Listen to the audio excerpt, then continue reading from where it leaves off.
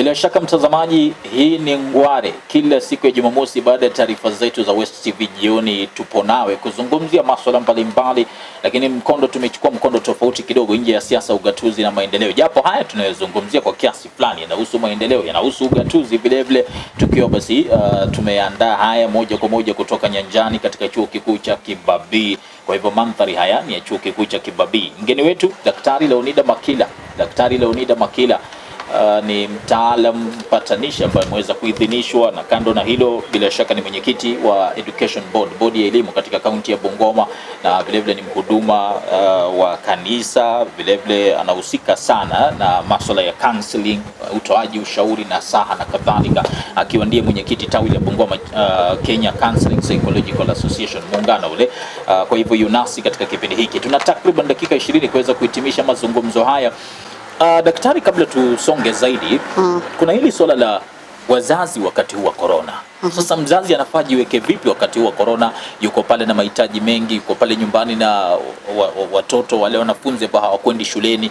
Mzazi anafaa kujibeba vipi, kujiendesha vipi wakati huu wa virusi vya Korona? Bwana Sakali, ni changamoto sana kwa mzazi. It's a real challenge to the parent. Na ningependa kusema hivi ya kwamba wewe kama mzazi, kitu cha kwanza, know that you can only control things you can control. Vitu ambavyo unaweza fanya. Kuna vitu vile ambavyo hawezi kufanya. Na vile vitu ambavyo hawezi kufanya usishughulike nazo. Tufanye yale ambayo the Ministry of Health inatuambia. Tufanye yale ambao tunaweza fanya kama familia. Tuseme kama budget ya familia, can you cut down on the budget? Pengine ulikuwa unakunywa hiyo chai fupi yenye huwa tunasema, Waluya wanasema chai fupi. Can you now take chai barabara, live within your means. Just live within your means. Kitu kingine, mzazi unatakiwa uelewe mtoto wako, because children react differently kwa situations ambazo zinaleta hofu na hapa na pale na wasiwasi hapa na pale. Elewa watoto wako na jinsi ambao utawaelekeza wakati huu. Kitu kingine ni kwamba kama watoto walipewa homework, tuseme kufanyia nyumbani, help the children or support the children. Saidia watoto wakaweze kumaliza hiyo homework. Unaweza to set daily routines in the family, because when we set daily routines within the family, we give children a sense of control, a sense of morality, a sense of control. So wakati unapo set hizo daily routines ya kwamba wewe mtoto ukiamuka utafanya hivi na wewe utafanya hivi, alafu wakati huu tunaenda kusoma, wakati huu tutafanya hivi, umeleta mpangilio mzuri sana katika familia. So utaona una refocus familia on what is supposed to happen. Lakini wewe ukiamuka tu unaenda huku, watoto wanaenda huku, utaona kwamba that one works a lot even on your psychological wellness. So ni vizuri kuweka mikakati katika familia. Na wewe mwenyewe ni vizuri ujichunge pia maisha yako wakati huu wa Korona. Jichunge, be calm, be calm wakati unapo even share information with the children on coronavirus. Usiweze kuelezea haya maneno kama una panic. Kama una panic, na usiwaambie uongo. Hata watoto wakikuja pengine wanasema uongo ambao wamesikia kule nje ama kwa mtandao, waambie kile ambacho, give them the right information. Nakumbuka nilisikia kijana mwingine akiambia mama mzee, akimwambia unajua kule Amerika watu 500 wamekufa Corona. You see, that is wrong information. Those are wrong rumors, So guard the children on the right information that they need to hear. Na wakati unapoongea juu ya coronavirus, don't panic. What children do is that they pick the emotion you have. Kama you are angry, that's the emotion the children will pick. Wewe kama uko na hasira ama unaonekana uko na mshtuko, watoto watashika hiyo, watasema ikiwa mama or baba we look up to inaonekana ameshutuliwa, ako na wasiwasi, na je itakuwa namna gani? So ni vyema wakati tukipitia hili janga, be calm and be honest as you share with the children, giving them guidelines, knowing that you are the first support system. Wewe ndio uko pale ambao unawashua about security on what is supposed to be done. But as you do that, take care also of your health. Know that the government is doing whatever is doing. Let us follow the government directives of social distancing, sanitizing our hands, and learning to live within our means. I had said earlier on that we should not cut off from our support system. The social support system is very, very important. And before I close on that, as a family, because we are told to stay at home, this is an opportunity to be able to bond as a family. Is it possible to introduce worship within the family? That is a very powerful tool that brings the family together at the end of the day. It is time that you can introduce, if you are a Christian, you may be a Christian or not a Christian, but you can introduce your children. Mnaweza soma Biblia pamoja, mnaweza omba pamoja. Tukiuliza ulinzi wa Mungu pamoja, God always gives us a hope beyond adversity, beyond disaster. So tukipata hiyo assurance kutoka kwa Mungu ya kwamba ingawaje mambo ni mabaya, lakini tutashinda, utaona tutaendelea vile. Naona tumetaja Mungu. Is this a punishment from God? Nimesikia sana hilo katika ulimwengu wa kiroho kwamba Mungu amekasirika kabisa na sisi na amepatia sisi punishment mbaya sana. I mean, is it a line mzazi anaweza akabai, or you think that's argumentative depending on I mean, you can either agree or disagree depending on your beliefs and so on? I think I've said that as a parent it's good to filter the information. Angalia information ambayo inakuja katika familia ama watoto wanasikia, hata wewe mwenyewe. Kwa sababu kama kuna pandemic, kuna false prophets. Ama watu hapa na pale wanajiita wahubiri, atakuja aseme hii ndio inatendeka, hii inatendeka, hii inatendeka. But I don't think coronavirus is a punishment from God. And even if it were a punishment, God always has two sides. He has the punishment and also he has the restoration. Yeah. So he will not allow all of us to be wiped away. Mungu ni Mungu wa upendo. Sasa hawezi kukuja tu mara moja na anataka kutumaliza. So the way information about the Bible is given, it has to be in a very balanced way. Yeah, I think that's what I can say. Kuna watoto ambao, nafurahi kwamba umelitaja hilo. Kuna watoto ambao taarifa hizi zinawafanya wanakuwa na wasiwasi, wanakuwa na woga kweli kweli, wazungu wanaita trauma. Wanakuwa na hali ambayo stress, si hali rahisi, si hali ambayo inaweza ikachukulia hivi. Mzazi anafaa kuweza kuchukulia vipi watoto kama hao, na labda masolution ni yapi kwa hali kama hizi? What is causing, kile kitu ambacho kinafanya watoto kuwa na wasiwasi ama kuingia katika trauma ni this issue of social distancing or self isolation. Mtoto akiambiwa usiende kucheza na wenzako, anajiuliza kwa nini, and that is the life they know. They attain their social skills through interaction with others. And then wakati watoto wanapoona information kwa runinga kwamba hawa wamekufa huku, wanatiwa na hofu sana. Na wewe kama mzazi ni vyema ujue kwamba jinsi vile an adult ama mtu mzima ana react to trauma ama situation ya wasiwasi ni kando ama ni tofauti na vile mtoto ana react. Watoto wadogo kabisa, ukitaka kujua kwamba ako traumatized, utamwona kwamba ako na shida kulala. Hiyo ni kitu unatakiwa uangalia, anakuwa na shida kulala. Kitu kingine, anaweza kurudi kwa hiyo tabia ambayo aliacha, tuseme kama kukojoa. Wazungu wanasema enuresis.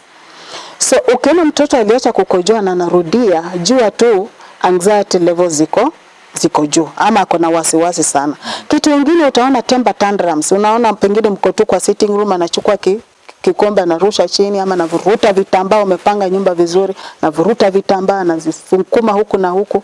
Those temper tantrums, kukasirika na kuanza kufanya vitu ambavyo vinaweza kukasirisha kama wewe mzazi, ujue kwamba this child ako na hofu. So elewa those symptoms in a small kid, tuseme kama mtoto wa miaka 6 kurudi chini, utapata hizo symptoms. Na kuna watoto wa katikati ambao wanaitwa teens. Teens wana react differently. Cognitively, yani in their thinking pattern, utapata wanakuwa na slowed thinking, concentration yao inarudi chini sana, na kusahau. Unamtuma tuenda ulete kikombe, lakini atarudi kuuliza ulisema nini mami, because the concentration is not there. The thinking pattern is slowed. Na utapata wakati huu hata Ministry of Education ikisema kwamba wanafunzi wa engage in revision na kusoma, na yet kuna watoto wako traumatized. Mtoto ambaye ako traumatized atapata vigumu sana to concentrate on his or her studies. So they will find the thinking pattern or the cognitive pattern is affected in teenagers who are actually undergoing trauma. Physiologically, they also have physiological changes. Utapata kwamba they have reduction in energy, they lose appetite. Unaona mtoto anakuambia mimi sitaki kukula hii. Kwa mtoto akikwambia hivyo ujue ya kwamba anapitia hofu fulani. And then physically atakwambia kichwa inauma, tumbo inauma, na hata ukimpeleka hospitali hawatapata ugonjwa wowote. These are symptoms of a teenager undergoing trauma. And then adolescents, they are always worried about the future. And that is why utapata wanafunzi wa high school, wa secondary, wamekuwa kiuliza tutarudi shule siku gani. My own son at home is at the university, Kenyatta University. Ananiuliza nitamaliza university lini. So they are always worried about their future, and they will engage in withdrawal. They want to become socially isolated, so they don't want to engage in any other person, with any other people.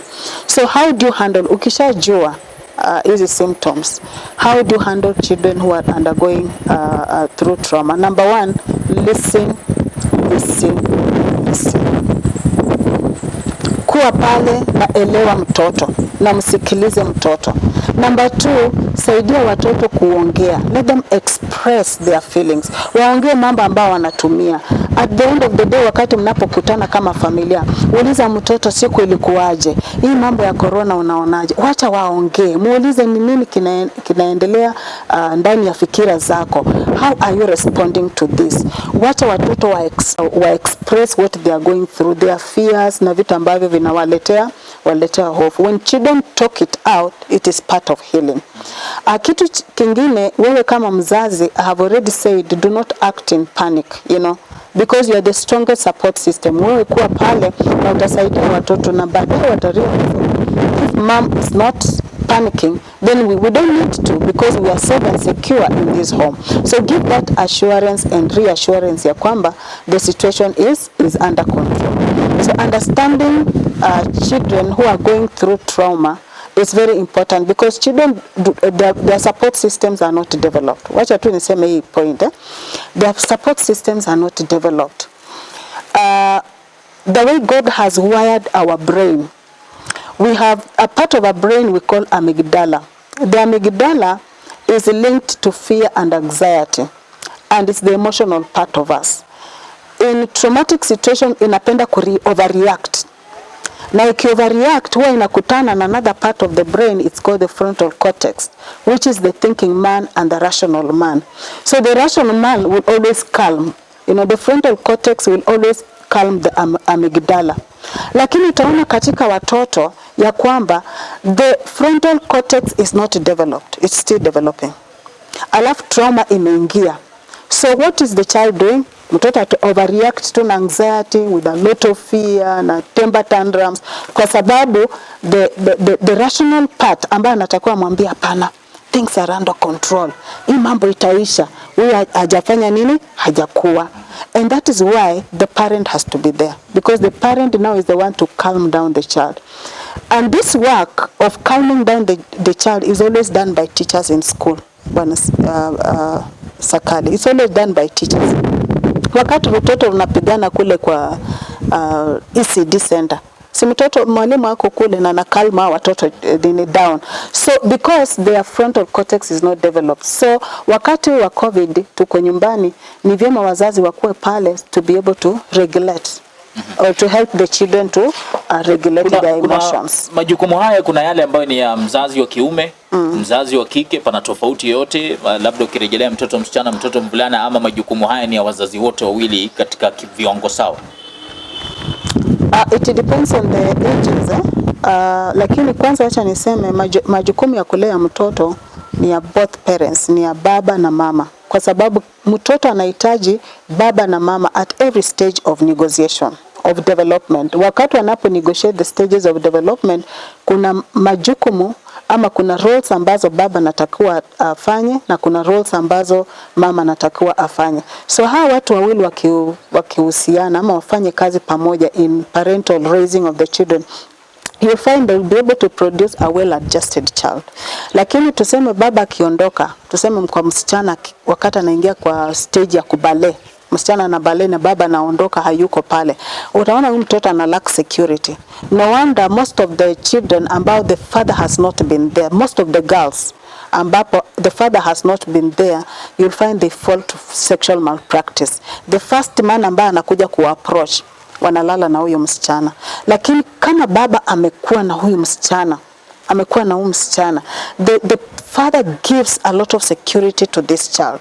In that hata huyu mtoto akianza kuhusiana na wanaume wengine ama the men in the environment, na pengine kuna mwanaume ambaye anataka kumpotoza, already akon self esteem, it's so developed, this girl is so assertive.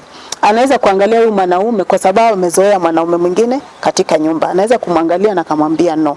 So it is important for parents, both parents to be there, but you'll find at a certain stage kuna watoto wavulana wanakuanga karibu sana na mama, na watoto wasichana wanakuwa karibu na baba. That is how, you know, it's just how God designed it should be, but both parents have to work together in raising up the child. Kuna swala la watahiniwa wa mitihani ya kitaifa mwaka huu wa 2020, na mimi nayo tunaelewa kwamba kunakuwa na uoga fulani, kumekuwa na kidato cha kwanza, kidato cha pili, kidato cha tatu au wabaiki sana, lakini ikifika kidato cha 4 ndio unagundua sasa mwanafunzi ambeba vitabu vingi tu azunguka navyo kweli, na sasa hivi wapo nyumbani na kila wakati wanakumbushwa kwamba mtihani huenda usiahirishwe. Mwanzo mzazi anaweza kusaidia vipi mwanawe ambaye ni mtahiniwa?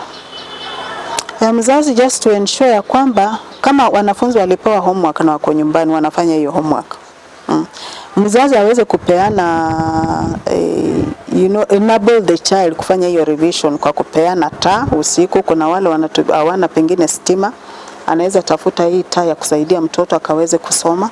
So the parents should be there and monitor. Remember I talked about organizing the day. Wakati mzazi ana organize the day, that should be factored in. Ni lazima ikuwe hapo ndani.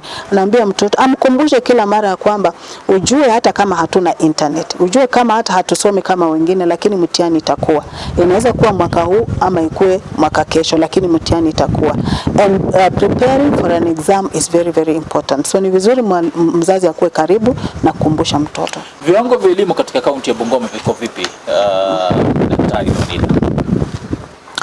Bungoma County, I should say in the last 3-4 years, let me talk about from 2016. Kuanzia 2016 mpaka hapo 2018.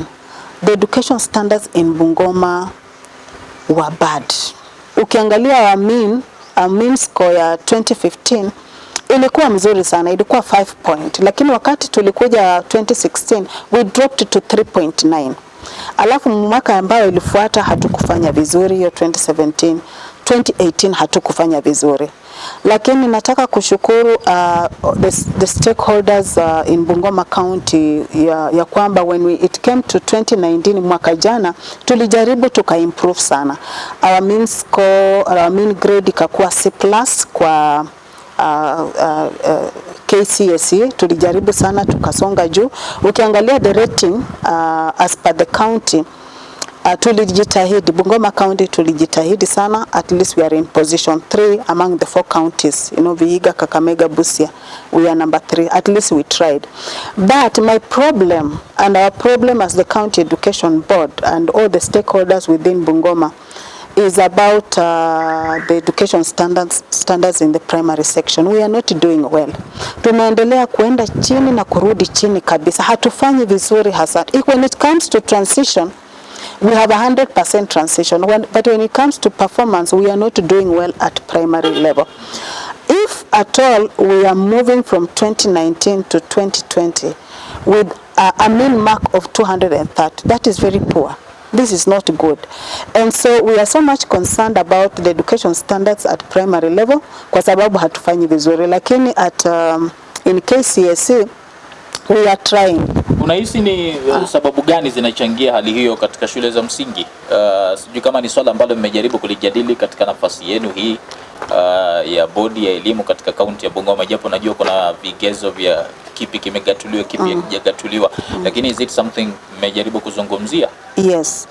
Swala la standards of education in Bungoma County tumelizungumzia sana haswa kwa mikutano zetu za County Education Board, na ndio maana nilikuambia at one time tukasema kwamba wacha tuangazie the high schools tuone ni kwa nini standards of education our mid grade keeps fluctuating, na tukahesabu sababu. In fact we had to send the sequence wale ambao wanaangalia the quality of education on the ground to do it, assessment and things like that. So we had to send them, and then we discovered at high school factors ambazo zilikuwa zina affect performance education standards in Bungoma. Number one is parental involvement. Tukaona kwamba wazazi hawako karibu na watoto. Hilo swali lilitokelezea kabisa. Alafu kitu kingine was the indiscipline of our learners. Ndio maana tulikuwa na shule zikichomeka hapa na pale. Kitu kingine tukaona ni kwa nini standards zilikuwa zinaenda chini. Tukaona kwamba the school administration was not on the ground, they were hands off. So those are some of the issues we got at high school. And at primary level tumezungumzia jambo la pregnancy cases, that the young people at primary level they do not know how to navigate the adolescent stage. So wakati wanaanza kubale wanajiingiza kwa mambo ya boy girl relationship, and definitely those things will affect the academic standards. Number 2, tukajua kwamba kuna hii kitu in Bungoma County inaitwa disco matanga. Wakati shule zikifungwa tu wanafunzi wanatupa vitabu na they hope from one funeral. Wakisikia kuna matanga hapa wanaenda huko because kuna disco matanga. And ninataka kushukuru the security team in Bungoma County because hiyo kitu nafikiri it was fought na imeisha kabisa. I think there has been a lot of sensitization on the same and how it is impacting on education, na hiyo kitu imeisha. So we discovered the disco matanga thing. Then we also discovered that in Bungoma County kuna the issues of drugs and substance abuse. That is something that we really need to address as a county, and it's affecting our education standards.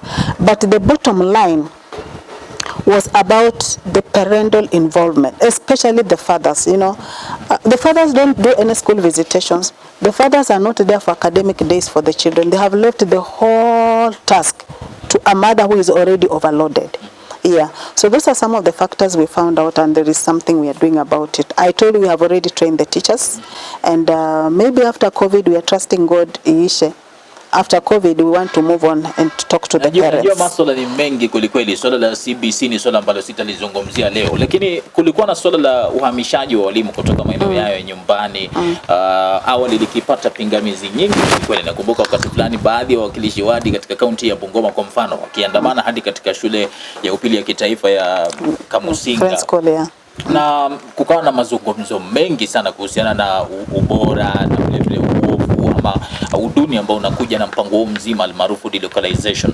Sijui kama unaweza ukazungumziaje mpango ule. Ni mpango ambao unaweza ukasema uliweza kufuzu, uliweza kufua dafu, uliweza kusucceed, ama unahisi kwamba bado ni swala ambalo lina mjadala mkubwa bado? Hili jambo la uhamishaji ya walimu wakuu ama delocalization from one region to another or one county to another, at first lilionekana mbalo sio jambo nzuri, maybe because the way it was done, it was in the how it was done, but the idea itself ni mzuri sana. So how it was done ndio ulikuwa unaona watu wana resist, walimu wengine wakuu wakipelekwa mahali pengine wanakufa. Lakini in Bungoma County, I just want to speak as the chairperson of the County Education Board. I have talked to you about the standards of education. 2016, 2017, 2018. We were actually dropping. We were on a downward trend, and we were wondering how do we reawaken the giant Bungoma to go back to its original position. But I wanted to look at the results of 2019.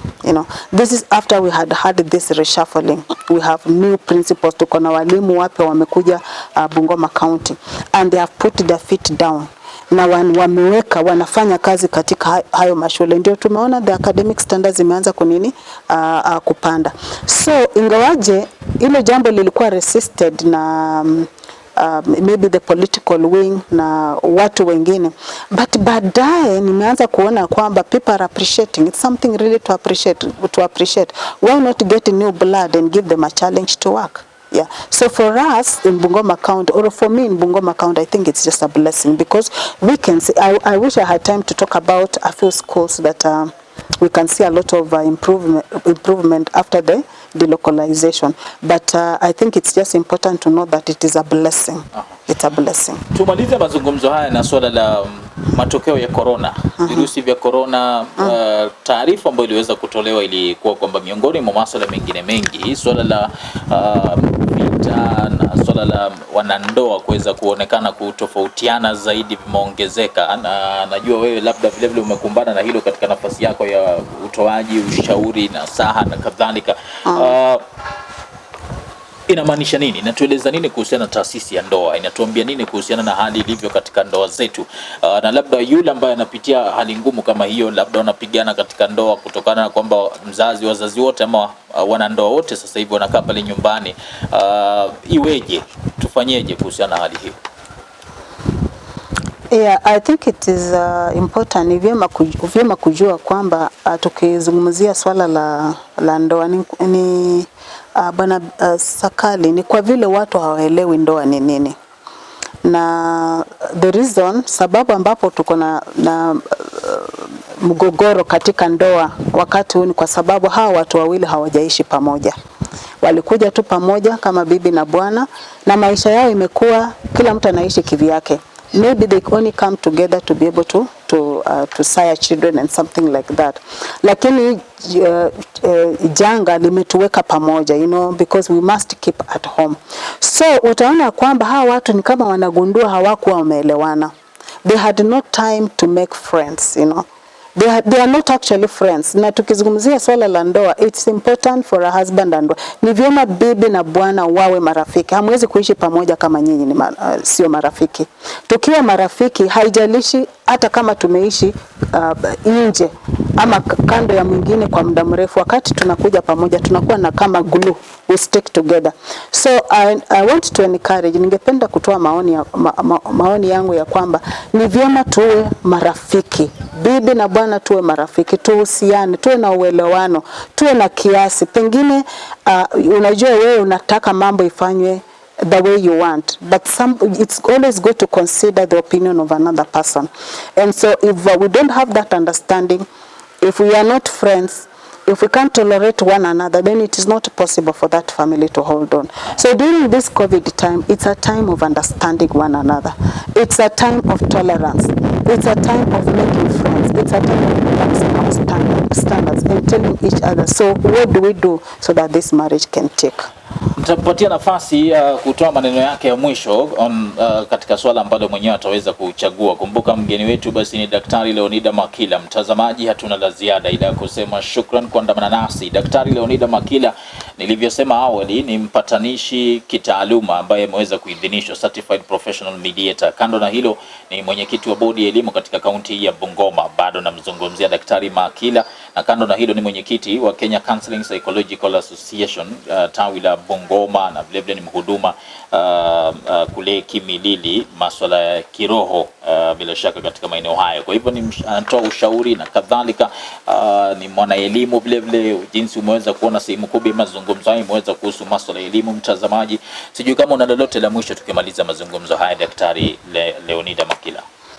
The bottom line, nataka kusema tu kitu kimoja ama mawili hivi. The bottom line, tukijenga familia ambazo ziko healthy, we can withstand, tunaweza istahimili shida yote ambayo tunapitia katika maisha. The family is the smallest unit of the society.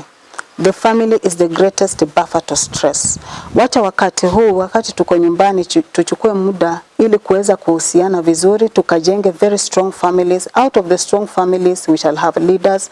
Out of the strong families we shall have good preachers. Out of the strong families we are going to have academicians. And out of the strong families we are going to get people who are morally upright. Hii nchi yetu tunalilia tunalia kwamba kwa sababu the moral standards ziko chini. We have people who are learned but they have no moral standing. Tutafanya nini? morals or values are espoused at family level. So tuchukue huu muda, tukae nyumbani, tukaelekeze watoto wetu na tuhusiane vizuri, and let us build very very strong families so that when the children live that secure environment, hata wakienda huko nje wanaweza to withstand anything that is so hostile with them. You know, my psychology have done tells me like this, that a child who comes from a secure environment is able to navigate all the odd times or the hostile situations in life. Then finally, because we are in a COVID-19, I want to encourage you, continue to practice social distancing, keep sanitizing, and sanitizing doesn't mean you have to go for expensive things. Just take that soap and wash your hands clearly, osha mikono yako vizuri, na ukaeni pamoja kwa amani, na ninajua pamoja tutaweza kushinda hii kitu inaitwa COVID-19. Shukrani mtazamaji, asante kuwa nami, asante mgeni wetu kutenga muda wako kuweza kuwa nasi. Tunasema shukrani, imekuwa fahari yetu kuwa nawe. Asante. Asante sana. Shukrani vile vile Kelvin Kibeta ambaye amekuwa akihusika upande ule wa pili kuhakikisha kwamba kipindi hiki kinakuja kwa njia shwari. Naitwa Dalmus Sakali na kutakia wakati mwema. Bila shaka Ngware is taking a break. Tukutane Jumamosi ijayo, mgeni tofauti, masuala mbalimbali, yote hayo tukiangazia katika njia ya aina yake kabisa. Alivyosema daktari, jiweke salama, weka wenzako vile vile salama wakati wa COVID-19. Shukran, kwaheri.